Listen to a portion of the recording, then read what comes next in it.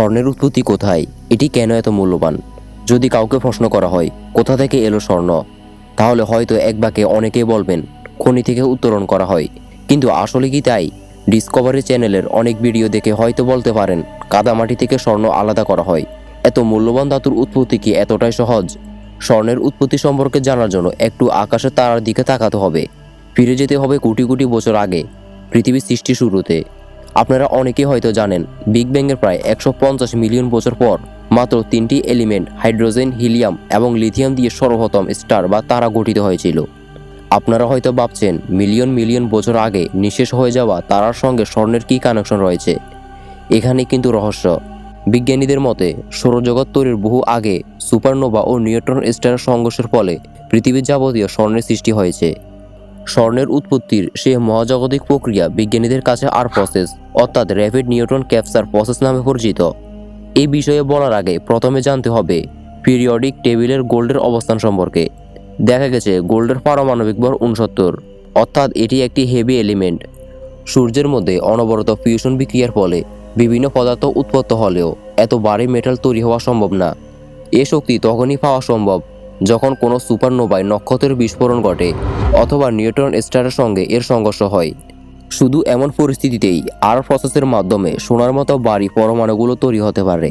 আর এ থেকে এটি পরিষ্কার যে পৃথিবীর সব স্বর্ণের উৎপত্তি হয়েছে মৃত নক্ষত্রের ডেব্রিস বা ধ্বংসাবশেষ থেকে। এখন প্রশ্ন হলো, পৃথিবী এমনও কি সৌরজগৎ সৃষ্টির আগে স্বর্ণ তৈরি হয়ে থাকলে গোল্ড কিভাবে পৃথিবীর একটি এলিমেন্ট হয়ে গেল? উত্তরটা সহজ। পৃথিবীর অন্যতম গঠন উপাদান হলো এই সোনা।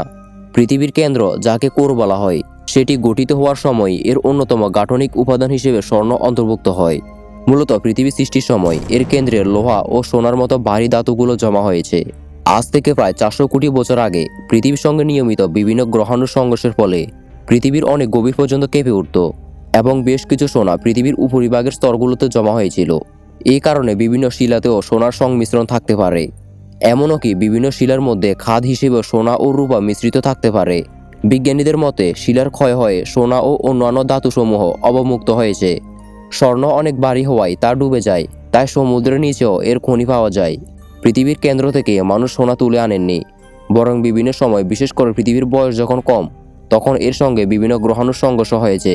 এসব ভয়াবহ সংঘর্ষ এবং ভূতাত্ত্বিক বিভিন্ন কারণে, ভূমিকম্প কিংবা আগ্নেয়গিরি অগ্নুপাতের কারণে ভূ অভ্যন্তর থেকে অনেক সোনা মানুষের হাতের নাগালের দূরত্বে এসে পৌঁছেছে, যা এখন খনিতে গর্ত করে উত্তোলন করা হয়।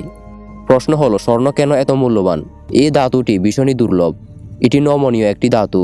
এটি অন্যান্য ধাতুর চেয়ে কম সক্রিয়, অর্থাৎ one of the least reactive chemical elements. এটি প্রায় সব অ্যাসিডাই রেসিস্ট্যান্ট, আর এই কারণে অন্যতম সাধারণ ধাতুর মতো সোনা সহজে ক্ষয়প্রাপ্ত হয় না। এটি বেশ ভালো ইলেকট্রিক কন্ডাক্টর। এক কথায় স্বর্ণের সৌন্দর্য, চাকচিক্য ও ক্ষয়হীন বৈশিষ্ট্য একে অন্য সব ধাতুর থেকে আলাদা করেছে। আর এসব কারণেই এটি সবার কাছে খুব মূল্যবান।